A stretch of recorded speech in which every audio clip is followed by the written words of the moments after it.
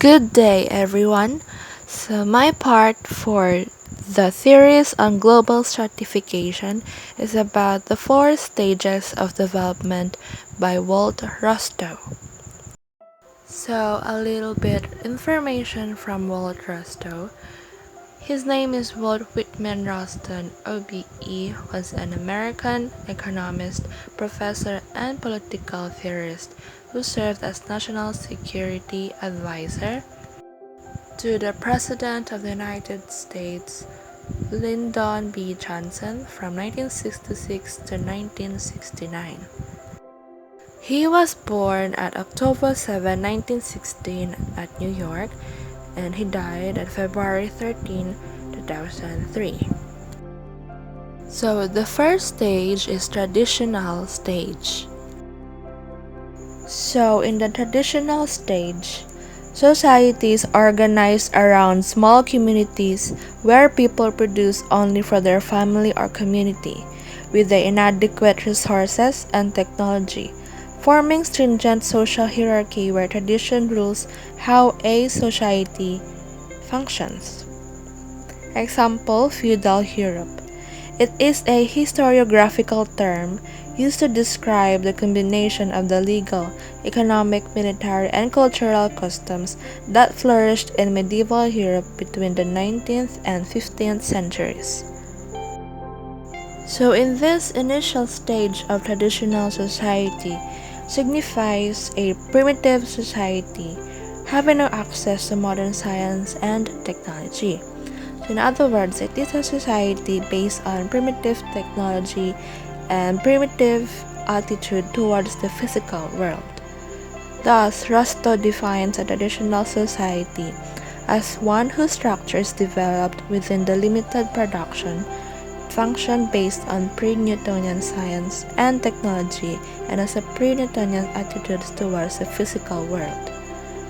And however, Rostow does not view this traditional society as being completely static. In this stage of society, output could be increasing through the expansion of land area under cultivation or through the discovery and spread of a new crop. But the critical fact about this type of society is that there is limit to attainable output per head. This limit arises due to the absence of access to modern science and technology. So this type of society allocates a large proportion of its resources to agriculture and is characterized by a hierarchical social structure in which there is little possibility for vertical mobility. Then the value system that prevails in such a society is what Rostow calls a long-run fatalism. People of these societies think that much economic progress is possible for them and for their future generations. Second one is the take-off stage. So in the take-off stage, new markets were formed and people began to use their abilities to produce things outside their family, to exchange goods with, and status in society became associated with how much wealth you have.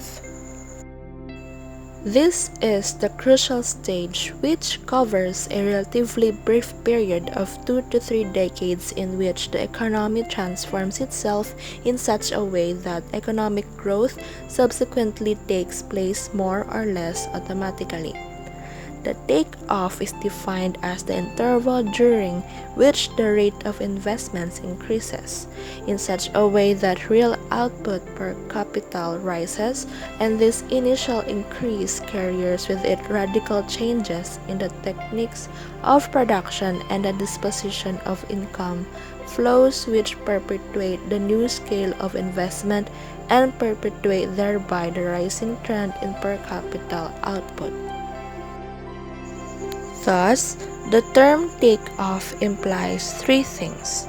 First, the proportion of investment to national income must rise from 5% to 10% and more, so as to outstrip the likely population growth.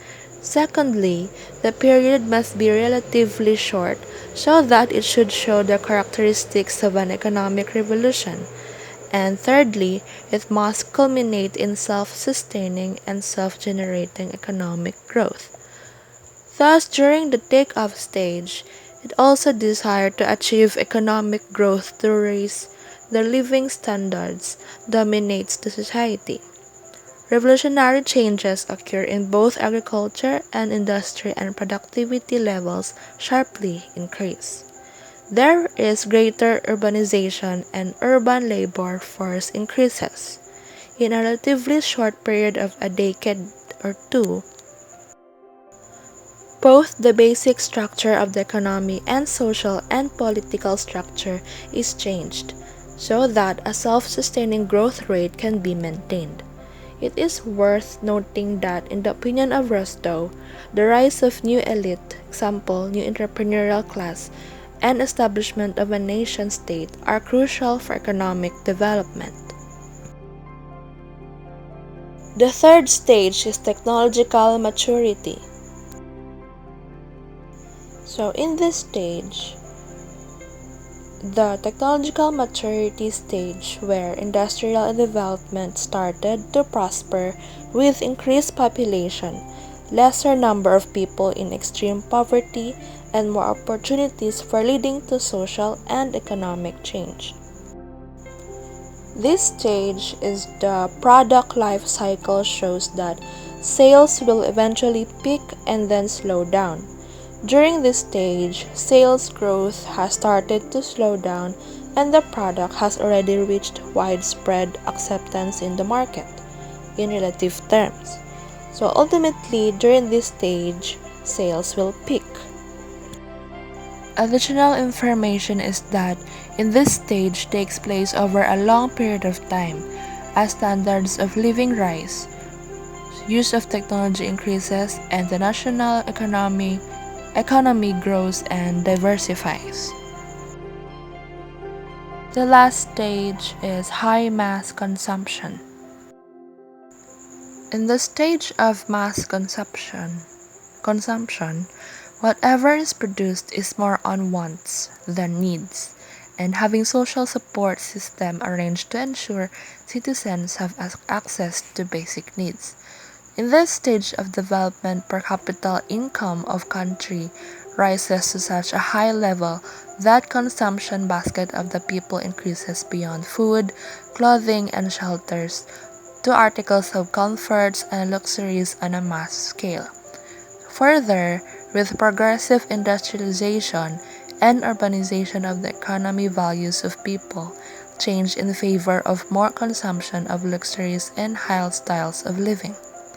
New types of industries producing durable consumer goods come into existence which satisfies the wants for more consumption. These new industries producing durable consumer goods become the new leading sectors of economic growth.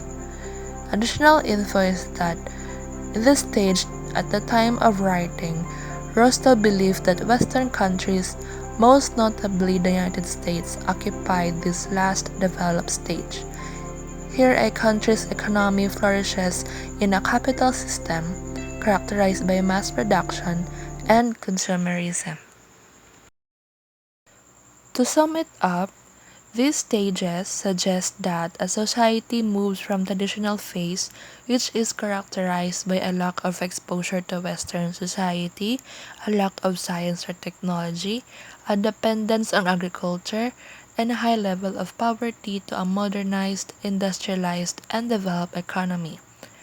Rostow argues that through increased investment, increased exposure to modernized Western society and changes in traditional culture and values, societies will become more highly developed.